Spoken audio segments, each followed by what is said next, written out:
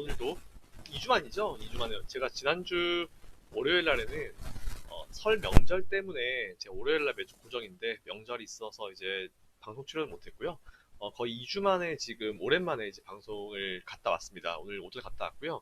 오늘 중국 증시가 많이 빠지고 있어요. 아무래도 이제 최근에 이제 신종 코로나 관련 이슈 때문인 것 같은데 중국 증시가 정말 오랜만에 이제 열리고 나서 지금 8% 정도 지수가 급락하고 있고 하한가 종목 수가 어마어마하네요. 지금 계속 지금 뭐 그런 상황이 지금 이어지고 있고 쉽게 반등을 하지 못하고 있는 그런 상황인데 오늘은 오히려 우리나라 시장 보는 것보다는 이제 중국 시장을 좀 더 많이 봤었던 것 같아요. 오전 내내 좀 분석을 해보고 좀 홍콩 등 해서 아시아 전반적으로 좀 분석을 좀 한번 해봤는데 일단 뭐 그 내용은 뭐 다음번에 한번 다룰 수 있도록 하겠습니다.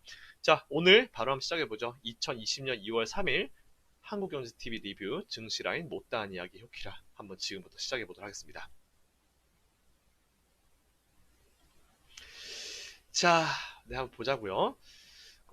제가 이제 여러분들께 이제 오늘 내용을 드렸었던 부분 중에 하나가 어떤 거였냐면은 이제 사실 제일 중요한 부분은 그거예요. 아무래도 이제 우리나라 시장이죠. 제가 오늘 초반에 조금 얘기하다 말았는데 아무래도 지금 중국이 뭐 이렇고 저렇고 뭐 어떠고 저쩌고 저쩌고 뭐 이런 얘기가 참 많이 나오긴 하는데 개인 투자자들이 제일 궁금한 거는 아무래도 이제 지금 당장 이제 네 종목이 제일 문제죠. 그죠? 네 종목이 언제쯤 반등할 것인가. 오늘 뭐 사실 다 지수가 최근에 계속 빠져왔기 때문에 종목이 뭐 오르는 분들은 최근에 전염병 관련 종목들 이런 테마를 하신 분들밖에 없을 거고 대부분의 분들은 아마도 이 종목이 많이 빠지고 있으실 거예요. 재작년이죠. 재작년에 고점 만들고 1년 거의 2년 동안 지수를 밀고 나서 조금 살아나나 했더니 갑자기 웬 전염병 이런 게 나오면서 지수가 좀 밀리는 상황이 지금 오늘도 연출이 되고 있는데 다행히 양쪽 시장 다 들어왔죠 이제. 소폭이나마 이제 플러스권 들어왔고요. 조금 다 괜찮습니다. 일단 오늘 흐름 다 괜찮고 그나마 좀 마음에 안 드는 거는 이제 개인들이 좀 다시 들러보기 시작했다는 거. 이거 조금 마음에 안 들긴 하는데 그래도 뭐 개인들이야 원래 그런 애들이니까 그냥 무시하고 넘어갈게요. 자, 오늘 이야기 한번 시작해 보도록 하겠습니다. 오늘 내용은요. 아까 작가님 오늘 제목 뭐로 해주셨지? 잠깐만요. 제가 방송을 가면은 우리 작가님 항상 이제 대본을 뽑아주세요. 대본이 아니고 이제 거의 타임테이블이죠? 타임테이블을 뽑아주시는데 오늘은 제가 확인을 못했습니다. 정신이 없어가지고 오늘도 가자마자 뭐 종수증 체크하고 뭐 체크하고 한다고 너무 정신이 없었네요. 아이고, 아이고. 자, 보겠습니다. 이렇게 작가님이 이렇게 해주세요. 이렇게 해주셔가지고 요걸 보면 이제 앵커님의 어떤 대화 내용도 있고요. 그리고 전반적인 이제 순서예요. 사실은 이제 내용은 제 머리에 있는 걸 그냥 그대로 얘기하는 거고요. 여기는 거의 전반적으로 이제 순서 이제 어떤 멘트 나오고 나서 몇 시 몇 분 어떻게 하고 뭐 자막이 어떤 거 나가고 또 이런 내용을 이제 주는데 자 한번 해보겠습니다. 오늘 제목은 보니까 어, 시장의 흐름에서 찾는 능동적 투자 아이디어라는 제목 해주셨네요. 우리 작가님 역시 제목 잘 뽑아주세요. 제가 막 보내도 항상 제목을 잘 뽑아주십니다. 자, 오늘 어찌됐건 이제 첫 번째 주제 내용. 일단 앵커님의 첫 번째 질문은 오늘은 어떤 주제로 준비해 주셨는지 간단하게 좀 설명 부탁드립니다. 보통 이렇게 시작을 하죠. 자, 오늘 사실 제가 준비한 내용은요. 여러분들 워낙 잘 아시겠지만 이제 중국 관련 이슈였어요. 그래서 이제 과거에 엄청난 뭔가 악재가 터져 나온 다음에 이제 흐름을 좀 분석을 해봤는데 그 전에 서론으로 제가 말씀드린 부분이 결론부터 말씀드렸었죠, 사실은. 보통은 제가 쭉 이제 앞에서부터 과정을 설명드리고 마지막에 이제 보통 결론을 말씀드리는데 오늘은 사실은 이런 비하인드 스토리가 있었어요. 제가 방송 출연한 시간이 어, 보통 한 15분, 20분 그때부터 시작해서 30분 좀 넘어까지 시작하는 게 맞긴 맞아요. 근데 오늘은 제가 PD님께 좀 일찍 방송을 좀 시작할 수 있게 해달라고 좀 요청을 드렸어요. 어제 일요일 날 이제 카톡을 드렸고 그래서 오늘 15분부터 30분까지 딱 15분 정도 이제 하겠다라고 말씀드렸었고 이제 오케이 됐는데 물론 이제 앞에 분이 말씀이 길어지게 되면은 제가 시작하는 시점이 좀 늦어지긴 해요. 근데 제가 오늘 결론을 제일 앞에 넣은 이유가 어찌됐건 간에 우리나라 시간으로 10시 30분이면 중국 시장이 열려요. 근데 그 전에 아무래도 제가 뭔가 결론적인 부분을 빨리 말씀드리고 여러분이 어떤 종목을 어떻게 매수 한번 해보시라는 어떤 의견을 드리는 게 좋을 것 같아서 제가 일단 오늘 중국 시장 전에 무조건 제가 방송 들어갈 수 있게 해주시고 코너 들어갈 수 있게 해주시고 어, 혹시라도 저는 모르니까 앞에 분이 말이 길어질 수 있어서 제가 결론을 앞에다 넣었는데 제 결론은 그거였어요. 코덱스 레버리지 매수 그리고 기간은 3월 초에서 3월 중순까지라고 말씀드렸었는데 3월 초에서 3월 중순까지 왜 제가 이런 기간을 말씀을 드렸게요. 아마 제 방송 쭉 계속 보신 분들 아시겠지만 저는 어쨌든 1월달, 2월달, 3월달까지는 시장이 괜찮을 걸로 봤습니다. 중간에 뭐 딱히 특별한 이슈가 없었기 때문에 돌바락제가 아닌 이상 우리나라는 1월달, 2월달, 3월달은 시장이 안정적일 것이다. 하지만 3월 중순부터는 좀 긴장해야 된다. 왜? 4월달에 대주주 양도세 부과가 실제 시작되기 때문에 3월 중순 넘어가기 시작하면 슬슬 이제 매도 물량이 나올 것이다. 그래서 조금 이제 주의를 기울이시는 것이 좋을 거다라고 말씀드렸었는데 그래서 3월 초예요. 네, 그래서 3월 초. 딱 보니까 지금 2월 초니까 한 달 정도 딱 들고 계시면 되는 거죠. 그리고 오늘 시간이 없어가지고 말씀 못 드렸는데 제가 이 후반부에 오늘 이 지금 영상 후반부에 몇 퍼센트 정도 예상 수익이 나오고 어느 정도까지 여러분들이 보유하고 계셔도 되는지 제가 기술적으로 좀 설명을 드릴 수 있도록 하겠습니다. 자, 어쨌든 뭐 결론은 그거였어요. 코덱스 레버리지를 매수하십시오 라는 게 사실은 오늘 결론이었어요. 코덱스 레버리지 매수하시라고 말씀드린 게 결론이었고 지금 따지고 보면은 제가 말씀드린 그 시점이 오늘 코덱스 레버리지의 최저점이에요. 최저점. 매수 타이밍 정말 기가 막히게 잡았는데 사실 많은 사람들이 걱정했었죠. 중국 증시가 밀리면 우리나라 증시도 올 추가로 밀릴 것인가 아니면은 중국 증시가 열리고 나면 우리나라 오히려 반대할 것인가 이거에 대해서 사실 100% 확실하게 할 수 있는 사람이 없기 때문에 감히 중국 시장 열리기 전에 코덱스 레버리지를 여러분들께 베팅을 하는 사람 자체도 그렇게 많지 않겠죠. 하더라도 뭔가 좀 슬쩍 걸쳐놓죠. 해도 되고 안 해도 되고 이런 식으로 슬쩍 걸쳐놓는데 저는 그냥 여러분들께 하시라 그랬어요. 코덱스 레버리지를. 자, 오늘 일단 제가 이렇게 하면서 이제 사실은 이제 우리나라 증시가 이제 먼저 중국보다 열린 셈이잖아요.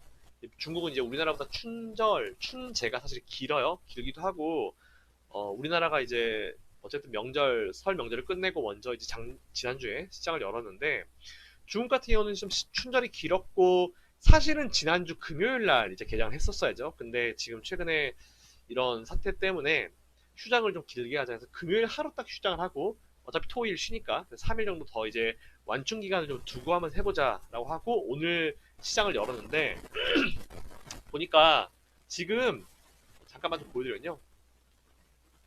지금 뭐 중국 시장 엉망진창이에요. 잠깐 이제 좀 보여드릴게요. 네, 보시면은 이게 홍콩 지수예요. 네, 이게 홍콩 지수고요. 이 홍콩 지수고 현재 지금 상승 520, 보합 1125, 그리고 하락 종목이 1077. 상승보다 하락 종목이 거의 2배가량 많죠. 그리고 중국의 후광퉁, 상해 후광퉁이에요. 보시면 상한가 10개, 상승 22개, 보합 3개, 하락 248, 하한가는 634. 하한가가 자그마치. 그리고 중국 심천 선광퉁이죠. 자, 상한가 20개, 상승 36, 보합 9, 그리고 하락 324, 그리고 하한가가 853. 야, 이 뭐, 네, 어마무시합니다. 네, 어마무시해요. 어마무시하게 지금 이제 지수가 급락이 나오고 지금 엄청나게 하락을 계속 유지를 해주고 있는 상황인데, 어쨌든 뭐 저는 이런 가운데서 제일 궁금한 게 그걸 거예요. 과연 과거에 어떤 나라가 이제 이런 큰 이슈를 얻어맞고 나서 어느 정도 이제 며칠 동안 휴장을 일부러 정부에서 나서 휴장을 좀 한 다음에 딱 그 다음에 시장이 딱 열렸을 때 과연 우리나라 시장 혹은 이제 그 해당하는 어떤 국가들은 어떻게 이제 받아들였나 사실 저는 이제 이 부분에 오늘 포인트를 좀 잡아서 설명을 드렸습니다. 자, 또 지금부터 한번 해볼게요. 이게 결론이었죠. 사실은 방금 제가 앞에서 말씀드린 오늘은 지수 하락 가능성이 높다. 근데 여기서 양봉 잡고 올라오게 되면 최상의 시나리오다. 근데 지금 우리나라 양봉 잡고 올라오고 있죠. 지난주에 미증시 마감, 하락 마감, 급락 마감했기 때문에 사실 오늘은 하락 가능성이 좀 더 높았는데 우리나라 증시가 사실은 오늘 양쪽 시장이 올라오고 있어요. 저는 좀 의외로 우리나라 시장이 생각보다는 강하다라는 생각을 사실 지금 좀 하고 있는 상황이거든요. 어쨌든 중요한 것은 오늘 우리나라보다 직접 당사자인 중국이 얼마나 선방을 해주냐 여부이다 라는 부분을 말씀드렸습니다. 자, 그리고 제가 사실 9.11 테러를 예를 들었어요. 이게 뭐냐면은 이제 9.11 테러가 발생을 하고 나서 미국은 이제 초비상사태였죠. 이건 테러를 당한 거니까 미국의 한 복판을 테러를 당한 거니까 당연히 이제 국가 차원에서 이제 증권 시장의 어떤 그 급락이나 투매나 이런 어떤 그 안 좋은 상황을 막기 위해서 휴장을 했습니다. 휴장을 했고 하지만 우리나라 같은 경우는 직접적인 당사자 국가가 아니기 때문에 휴장을 안 하고 바로 그 다음 주 월요일 날 바로 개장을 열었어요. 시장을 열었어요. 우리나라는 9월 12일 날 열었고요.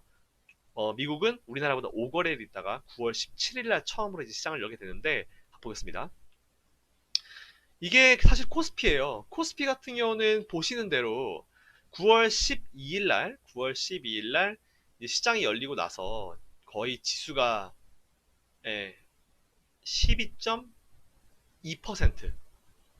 어마어마하게 밀리죠. 어마어마하게. 어마어마하게 지수가 밀립니다. 12.2% 이거면은 와, 이건 진짜 정말 답 없는 거죠. 이건 진짜 답 없잖아요. 지수가 일반 종목도 아니고 코스피 지수가 보시면 아시겠지만 원래 캔들이 여기 있다가요 일로 뚝 떨어져요. 왜? 시장 조정이 지금 뭐 전체적인 시장 조정이 10% 내외 조정이다 하더라도 개인들 투자 심리는 완전 정말 바닥일 텐데 이때는 그냥 하루 만에 12.02%라는 지수가 날라갔습니다. 어마어마하죠? 근데 뭐 물론 원래 이 사리가 커버되는 거는 한 2달 정도 걸린 것 같아요. 우리나라는 이제 2달 정도가 딱 걸렸고요. 미국 같은 경우는 더 빨랐죠. 자, 그러면은 요거는 이제 우리나라 상황이고 미국 상황을 한번 보겠습니다. 우리나라보다 어쨌든 이제 한 5거래일 정도 완충 기간을 충분히 가진 상태에서 미국이 휴장을 끝내고 개장을 했을 때 과연 S&P 500은 얼마나 빠졌을까?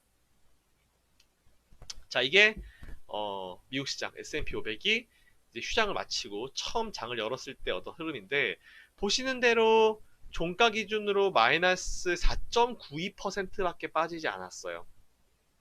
네. 물론 그 이후에 지수가 좀 더 빠져가지고 950포인트까지 내려가긴 내려갔지만 원래 이 이슈가 발생하기 전 이 자리까지 올라오는 거는 한 달? 그죠? 한 달 정도 만에 이제 9.11 테러 이전 수준까지 쭉 치고 올라왔죠. 그리고 2달 정도 봤을 때는 오히려 9.11 테러 발생했을 때보다 지수가 오히려 거의 10% 가까이 상승을 했습니다. 이게 참 포인트인 것 같아요, 사실은. 네, 이게 포인트인 것 같아요. 이게 어쨌든 제가 그래서 이거를 통해서 여러분들께 말씀을 드리고 싶었던 거는 우리나라가 직접적인 당사자가 아니잖아요. 사실 이번 직접적인 당사자는 중국이잖아요. 그 중국이 사실은 이제 이렇게 한번 얻어맞게 되면 당연히 정부 차원에서 이제 휴장을 할 것이고 그렇게 되면은 나머지 중국과 커플링 혹은 중국과 홍콩이 커플링이 되는데 홍콩과 커플링이 그 커플링도가 높은 우리나라 같은 국가들이 아마 지수가 휘청거릴 거라는 것은 사실 누구도 다 예상을 하는 바긴 해요. 하지만 궁금하죠. 과연 과거에 이랬을 때 어땠을까? 그래서 제가 좀 극단적인 예를 좀 들어봤어요. 다른 질병 관련 이슈도 있었고 몇 가지 이슈가 있었는데 사실 9.11 테러가 제일 여러분들께 설명하고 여러분들이 좀 귀에 담으시기에 제일 적절한 주제인 것 같아서 제가 9.11 테러를 준비해봤는데 어쨌든 9.11 테러가 발생하고 나서 우리나라는 바로 다음날 시장을 열었고 우리나라 지수는 종가 기준으로 10%가 넘게 12.02% 하락 마감했고요. 그리고 오히려 한 5거래일 정도 쉬고 개장한 미국 시장 같은 경우는 종가 기준으로 4.92% 정도. 물론 그거보다 한 지수가 10% 정도 더 내려오긴 했지만 그렇다 하더라도 큰 문제가 있는 부분은 아니다. 라는 말씀을 일단 여러분들께 좀 설명을 드리고 싶었어요. 그러니까 걱정하지 말라는 얘기였어요, 사실은. 다 필요 없고 어차피 당사자인 저놈이 미국이나 이번에 중국 같은 경우가 잘 버티면은 우리나라가 사실 밀릴 이유가 없어요. 그죠? 그 제가 오늘 사실 말씀드리고 싶었던 거는 과거에 이런 9.11 테러 사태 때도 이렇게 정말 심각했던 테러의 사태 때도 오히려 이제 당사자인 국가가 시장을 열었을 때 종가 기준으로 4.92%밖에 밀리지 않았고 그 이후에 하락 어떤 그 흐름을 다 보더라도 10% 내외의 어떤 조정이 나왔다라는 부분을 여러분들께 조금 설명드리고 싶고 그리고 다시 커버링 되는데 미국은 한 달 정도 걸리고 우리나라는 한 2달 정도 걸렸다. 사실 이 부분을 좀 말씀을 드리고 싶었어요. 사실은 제 의도는 그거였습니다. 자, 그래서 어쨌든 이거를 설명을 드리면서 이제 우리나라 같은 경우는 중국이 만일 오늘 종가 기준으로 뭔가 이제 아래꼬리를 달아주거나 아니면은 양봉을 전환해주게 되는 경우에는 그냥 저 같은 경우는 코덱스 레버리지를 지르시라 라고 말씀드렸었는데 혹시나 시장에 대해서 조금씩 더 확인이 필요하신 분들은 아무래도 그 양봉 혹은 이제 아래 꼬리를 한 2, 3거래일 정도 보고 들어가시는 게 사실은 제일 좋죠. 네, 그래서 설명을 드린 겁니다. 자, 그리고 그러면 그 다음 내용을 한번 가볼게요. 그 다음 내용이 뭐였냐면은 과거에 앵커님의 질문은 과거에 이제 큰 질병이 돌았을 때 우리 증시는 어떤 상황에서 얼마나 영향을 받았는지 여기 타임시트에 따르면은 두 번째 내용은 뭐였습니까? 어디였어요? 정확한 질문 내용이 과거 질병이 돌았을 때 우리 증시는 어떤 상황에서 어떤 영향을 받았는지 설명 부탁드립니다. 네, 이렇게 질문을 해주셨네요.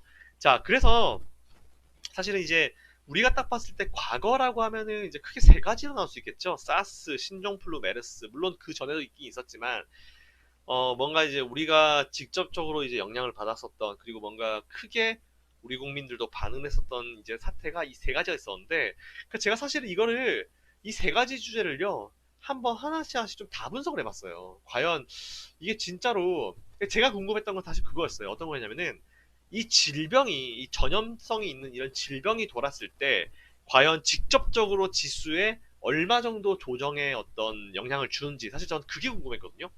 그 제가 사스 그리고 신종플루 그리고 메르스 이 세 가지를 다 분석을 한번 해보았습니다. 자, 첫 번째 2003년도 사스 당시의 사례인데요. 일단 기본적으로 이제 처음에 이름은 중국발 괴질이었어요. 괴질. 제가 방송 때 살짝 말씀드렸지만 저는 사실은 그 당시에 이 괴질이란 이름이 사실 너무 무서운 거예요.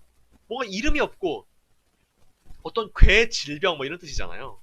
그 좀 무서웠어요. 무서웠고 이 괴질 같은 경우는 2002년도 11월 달 중국발 괴질이 이 시기에 발발하게 됩니다.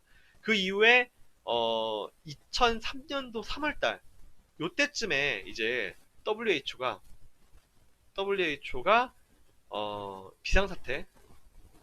비상사태를 이때 당시에 선포하게 되죠. 그리고 사스라는 이름이 지어진 거는 4월 달. 이 시기쯤에 이제 사스라는 이름이 나왔습니다. 2013년 4월 달쯤에. 자, 그랬었는데 사실은 이제 이거 딱 차트를 봤을 때 와, 이거 진짜 겪었으면 이거 진짜 또 골 때렸겠다 라는 생각이 여러분 드실 거 아니에요. 잘 보세요. 기본적으로 그 전부터도 시장이 계속 밀려 내려오고 있는 추세였습니다. 우리나라 시장은 그 전부터도 계속 밀려 내려오고 있는 추세가 이어지고 있었고요. 사실은 이제 중국발 괴질이 처음에 발병하고 나서 우리나라 지수가 올라왔지만 그 이후에 쭉 지수가 좀 내려왔었죠. 자, 이거를 우리가 봤을 때 이게 중국발 괴질이 발병하고 나서 우리나라로 이제 슬금슬금 넘어오고 나서 지수가 이렇게 밀렸구나 라고 해서 사실은 이 구간 있죠. 이 구간 네, 요 구간 네모박스 구간 이 구간에 대한 오해가 되게 많으실 거라고 저는 생각을 해요.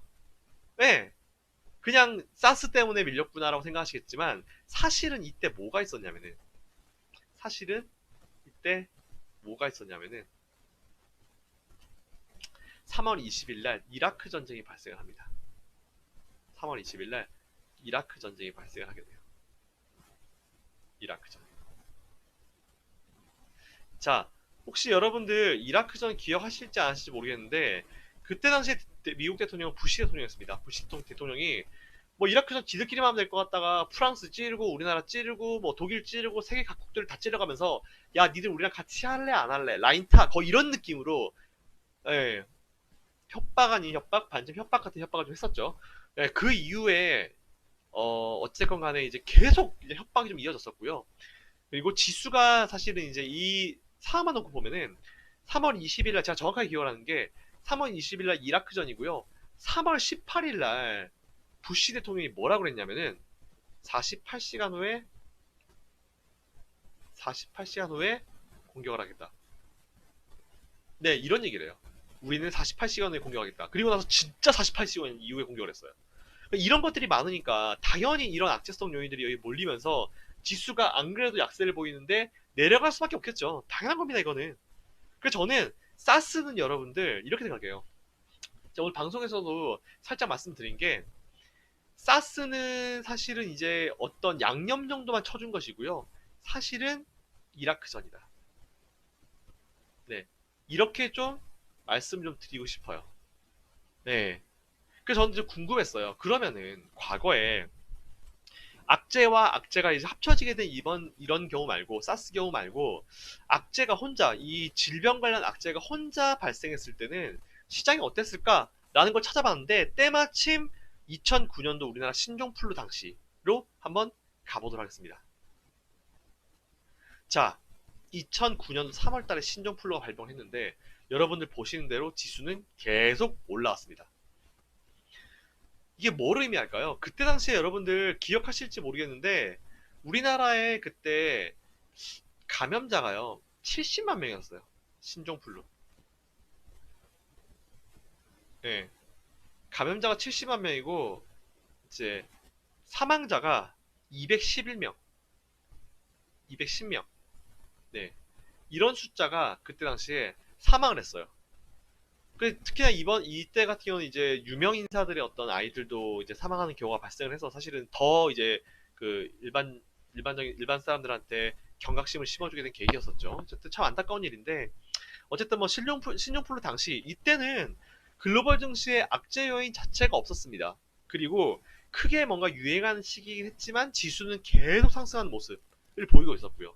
그래서 어쨌든 뭐 신종플루가 이제 발생하고 나서 이제 이런 흐름이 나왔었는데, 굳이 이 구간 동안에 조정을 한번 찾아봤더니 요 위에 네모 박스칸 구간, 어차피 우리나라는 2010년도 거의 여름까지 신종플루 환자들이 계속 나왔기 때문에 그 이후에도 이제 사실 궁금하긴 하지만 다 필요 없고, 맨 앞분 고점이 1723포인트입니다. 그리고 저점이 1519포인트인데 약 한 200포인트가 밀리죠. 그러면은 대략적으로 이제 지수가 10에서 12% 정도 지수가 조정을 받았다라는 거예요. 그래서 제가 포인트로 좀 설명을 드리는 게, 앞에 그 사스 그리고 이제 이라크전 두 가지가 합해졌을 때는 사실은 지수의 어떤 조정폭이 컸죠.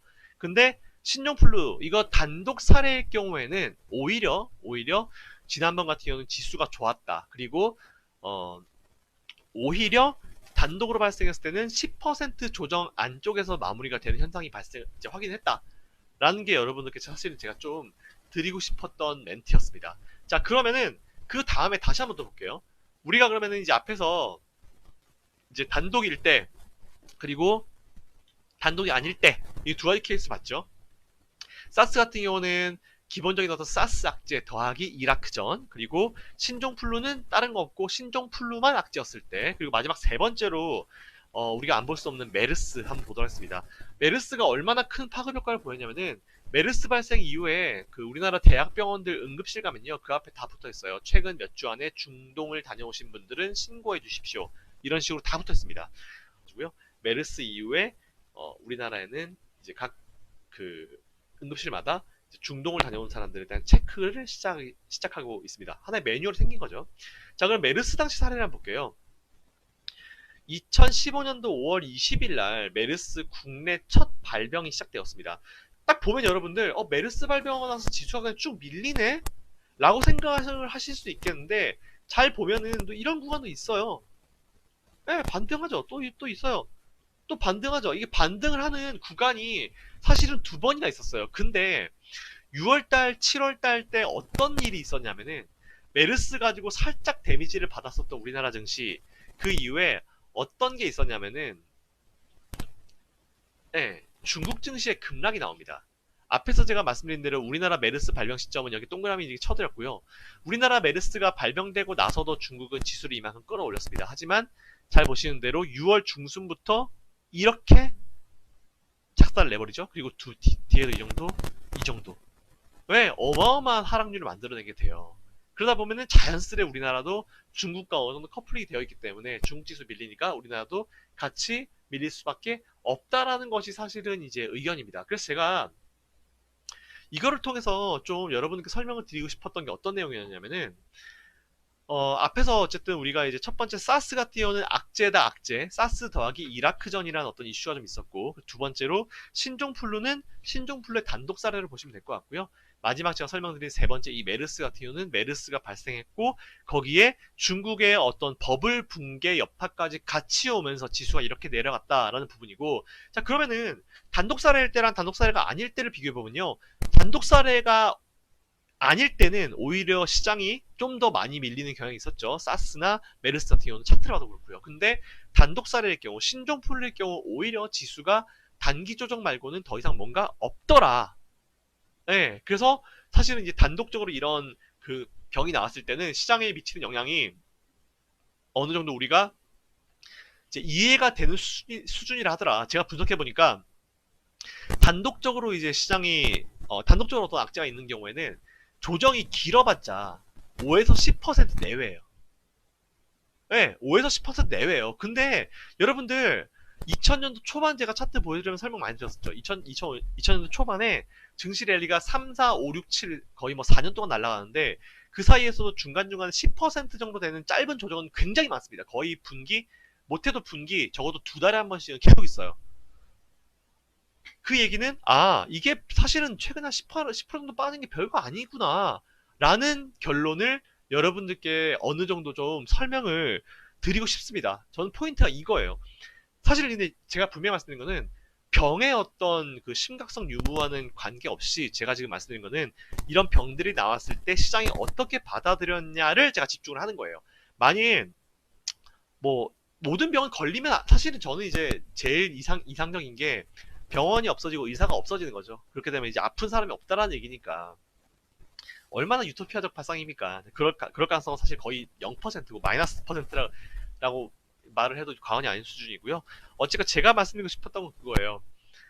악재성 요인이 발생을 했을 때 또 다른 악재가 겹쳐졌을 때 악재가 1 플러스 1이 되었을 때 원래 1 플러스 1은 2가 되어야 되잖아요. 근데 주식시장에서는 1 플러스 1이면은 최소 3 이상이더라. 그죠? 그래서 단독적으로 나왔을 때는 사실상 시장에 큰 영향은 없었고 오히려 이제 악재 요인 하나 나온 상태에서 또 뭔가가 추가됐을 경우에만 지수가 조정폭이 좀 깊어졌다라고 말씀을 드리는 게 제 세 번째 질문에 대한 답입니다. 자, 그리고 마지막으로 이제 질문을 받았죠.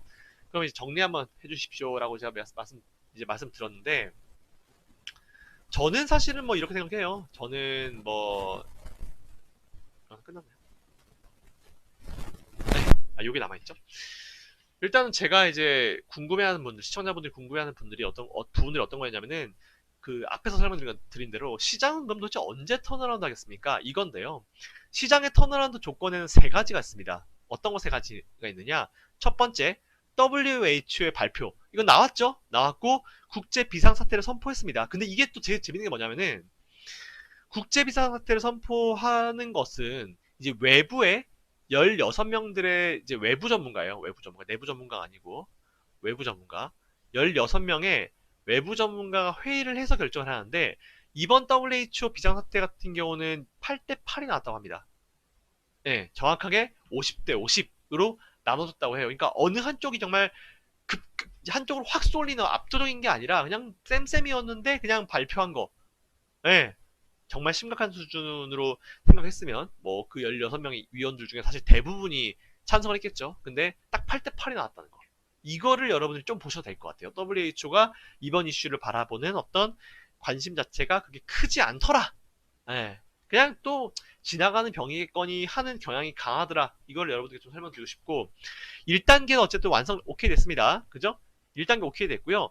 2단계 중국 증시의 선방 여부인데 일단은 저는 8% 정도 하락 정도면은 나쁘지 않다고 봐요. 저는 오히려 중국이 이제 원래 플러스 마이너스 10%가 상한가인데 저는 사실 더 데미지가 클 줄 알았는데 8%대에서 버텨줬다라는 부분 그리고 이제 8% 버티고 우리나라 코스피 코스닥 같은 경우가 지금 이제 다 안정권으로 들어왔다는 것 자체가 사실 저는 의미가 굉장히 크다라고 보이거든요. 어찌됐건 이 정도면 저는 중국 증시가 성방을 했다라고 보고 있습니다. 자, 이게 어떤 흐름이냐면 잘 보세요 여러분들. 1단계 지수가 쭉 밀리고 있는 가운데서 만약 1단계가 발생하게 되면은 하락세를 멈춥니다. 이렇게 하락세를 멈춥니다. 1단계 발생하게 되면요. 이렇게 있다가 중국 증시 이제 2단계가 발생하게 될 경우에는 중국 증시 선방 여부. 중국 증시가 만약 버텼다 하면 여기서 이제 2단계가 발동을 해서 좀 더 높은 자리를 이제 만들어 놓겠죠. 그러고 있다가 3단계 치료 백신이 개발되었다라고 하면 여기서 그대로 그냥 사실은 이걸 갖다가 V자 패턴으로 이제 올라갈 수도 있다. 물론 이 구간 자체가 이제 몇 주가 될 수 있고 하기 때문에 좀 애매할 수도 있겠지만 V자 반응이 나올 수 있다. 어떨 때 WHO의 발표가 이제 비상사태로 나왔고 중국 증시의 선방 여부 선방했죠. 근데 이제 오늘 같은 흐름이면 한 2, 3거래 정도 지켜볼 필요는 좀 분명히 있습니다. 보수적인 분들 같은 경우는. 공격적인 분들은 아마 제가 봤을 때 10시 한 20에서 30분 제가 방송할 때 아마 다 코덱스 레버리지를 매수하셨을 거라 보고 있고, 다음 주쯤 한번 흐름 볼게요. 그리고 제가 말씀드렸지만 3월 초부터 3월 이제 10일 경까지만 보유 한번 해보시면 될 거라 말씀드렸고요.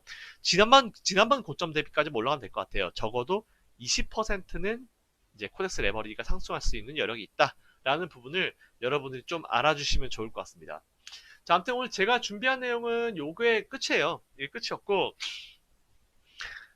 어쨌든 뭐 그건 것 같아요. 보니까 저는 어쨌든 오늘 코덱스 레버리지를 매수하시라고 말씀드렸었고, 아까 제가 추천을 소개를 해드릴 때 그때 당시 코덱스 레버리지가 12,900원 후반에서 13,000 초반대였습니다. 그 부분 기억하시면 될 것 같고요. 지난 고점은 15,695원이네요. 네, 지난 고점은 15,695원이네요. 자, 근데 지금 대략적으로 13,000원대니까 그러면 2,600원 정도 올라가는 거잖아요. 그럼 여기서 딱 수익률이 20% 정도 나오는, 그죠? 수익률이 딱 20% 정도 나오는 시점이 바로 지난번 고점입니다. 그러니까 여러분들 오늘 들어가셔가지고 한 20% 정도 수익은 한번 노려보실 만하다라는 의견을 제가 드리는 겁니다. 아시겠죠, 여러분들? 자, 아무튼 뭐 특별한 건 없는 것 같아요. 코덱스 레버리지 매수하시면 될 것 같고요. 치료 백신 같은 경우는 오늘 태국인가 어디서 기존의 항바이러스제와 HIV, 후천성 면역결핍증, 우리가 일반적으로 얘기하는 에이즈죠. 그 두 가지 치료제를 섞어서 이제 뭔가 반응이 있는 치료제를, 의미가 있는 어떤 치료제의 성과가 나온 것 같다라고 오늘 발표를 했거든요. 근데 여러분들, 인플루엔자든지 아니면 이런 바이러스든지 이제 약을요, 아예 새로운 어떤 이제 그 백신을 발견하는 것보다는 기존에 있었던 두 가지 혹은 세 가지의 백신들을 칵테일처럼 섞습니다. 네, 그렇게 해서 뭔가 새로운 그 조합의 약을 만들어내는 거지, 아예 처음부터 뭔가 약을 개발하고 하는 건 절대 아니에요. 그러니까 여러분들이 그런 오해는 안 하셔도 됩니다. 아시겠죠? 자, 어쨌건 간에 제가 오늘 준비한 내용은 이 정도로 하시면 될 것 같습니다. 아무튼 제가 결론은 그거예요. 그냥 코덱스 레버리지는 지금 사면 무조건 수익. 그리고 막 말은 많지만 삼성전자도 지금 사면 무조건 수익. 이렇게 보시면 될 것 같아요. 자, 어쨌든 뭐 장기 포지션 하시는 분들 코덱스 레버리지 한번 해보시면 될 것 같고요. 그리고 저는 코덱스 레버리지 같은 경우는 뭐 한 달 정도 보시고 이제 스윙도 괜찮고 그리고 그 이상의 기간도 괜찮다라고 보기 때문에 코덱스 레버리지는 계좌에 적어도 이제 비중을 한 10%대 정도는 유지를 해주시는 게 참 좋을 것 같다라는 의견을 드리면서 네, 오늘의 그 분석 방송을 마칠 수 있도록 하겠습니다. 자, 아무튼 뭐 이제 참 어려운 시기긴 해요. 어려운 시기긴 한데 좀 과감함이 필요할 것 같습니다. 제가 사실 1998년도부터 주식을 시작했는데요. 지금 보면 20년이 넘어갔죠. 근데 그 20년 기간 동안에 개미들이 사실 정말 똑똑해졌어요. 네, 제가 처음에 주식할 때는 이제 증권사 가가지고 이제 모눈종이 찍어서 차트도 만들고 했었거든요. HTS도 있긴 있었지만 지금 정도 이렇게 발전한 HTS는 아니었었고요. 그래서 대부분 이제 증권사 객장 가가지고 진행했었는데 그때 개인들보다 지금 개인들 엄청나게 똑똑해졌습니다. 그러면은 증권시장의 메인 주체가 어디 있어요? 개인, 기관, 외인이죠. 근데 개인들이 똑똑해졌으면 외국인과 기관이 당연히 똑똑해져야겠죠. 아니면 더 뭔가 양아치스러워지든지. 저는 사실 이제 후자의 어떤 느낌으로 좀 말씀을 많이 드리는데 어쨌든 외국인과 기관이 계속 발전을 하고 계속 성장을 합니다. 그럼 우리가 그걸 이기려면 어떻게 해야 되냐? 지금 사실 뭐 속 터질 거예요. 오늘도 지수 빠지고 뭐하고 하면 속 터질 건데 그거를 갖다가 어찌됐건 간에 죽어라고 버텨야 된다. 죽어라고. 귀에 막 딱지가 앉을 정도로 버티세요, 이기세요, 힘내세요 이런 얘기를 엄청나게 든다 하더라도 무조건 버텨야 돼요. 왜? 발전이 없으면요. 절대 우리가 외국인들과 기관들한테 이길 수가 없습니다. 아시겠죠, 여러분들? 그거 분명히 꼭 기억해 주시면 될 것 같고요. 자, 아무튼 오늘 방송 한국경제TV 리뷰 방송은 여기서 종료하는 걸로 하겠습니다. 아무튼 이번 주 백신 개발 과연 이슈 한번 보시고요. 중국 증시는 앞으로 한 2, 3거래 정도 보시면 될 것 같아요. 2, 3거래라는 양봉이 나와주면 최고인데 아래 꼬리의 어떤 길이에 따라서 분위기는 좀 달라질 수 있을 것 같습니다. 아무튼 그거 기억 잘 하시고요, 여러분들. 겁먹지 마세요. 그리고 만일 진짜 심각한 어떤 질병 혹은 심각한 상황이라고 하면요. 우리나라에 있는 모든 전문가, 모든 사람 중에 사실 제가 제일 처음 여러분들께 아니다라고 말씀드릴게요. 잘 아시겠지만, 제 방송 보신 분들 아시겠지만, 저는 시청자들한테 욕 많이 먹어요. 왜? 오늘같이 이렇게 빠지는 날에 코엑스 레머리지 추천했다고 욕 엄청 먹어요. 네, 항상 먹어요. 본인들이 듣고 싶어 하는 얘기를 전 안 하거든요. 듣고 싶어 하는 얘기보다는 정확하게 그때 시장에 맞게 정확하게 팩트에 가까운 얘기를 여러분들께 드리는 게 사실 제가 해야 될 일입니다. 그래서 저는 여러분 듣기 좋은 소리 하라고 있는 사람은 아닌 것 같아요. 아무튼 그래도 제가 설명드리는 이런 시황들을 보시면은 분명히 주식시장에서 최후의 승자가 되실 수 있을 겁니다. 아시겠죠, 여러분들? 자, 그럼 이상 오늘 방송 리뷰 마치고요. 다음 주 월요일 날 또 한국경제TV 리뷰 방송은 때 다시 뵙도록 하죠.